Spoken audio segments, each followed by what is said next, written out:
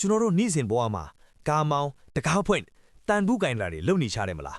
ဒါပေမဲ့ဒီပစ္စည်းတွေအားလုံးက bauxite ဆိုတဲ့တပ်တုကနေစတင်တယ်ဆိုတာသိသူရှားပါတယ်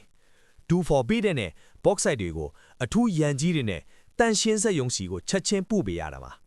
စက်ယုံကတော့လုတ်ကွက်နဲ့10ကီလိုမီတာလောက်ကွာဝေးတဲ့နေရာမှာရှိနေတာဖြစ်ပါတယ်စက်ယုံရောက်ရင် hydraulic ၄ခုနဲ့အောက်တကောက်ဖွင့်ပြီးတန်140ရှိတဲ့ကုံတွေကိုလွယ်လွယ်လေးချပေးလိုက်တာပါအဲ့ဒီနောက်တပ်တူရိုင်းတွေကကွန်ဗေယာကျိုးပေါ်ကြားလာပြီးကနဦးကြည့်ခွဲမဲ့စက်ကြီးစီတန်းရောက်သွားတာပါနောက်ကစင်မှာတော့တစ်မြင့်နဲ့အညစ်အကြေးတွေမပါအောင်ရေစဲတန့်ရှင်းပြီးရွေးထုတ်ပေးရပါတယ်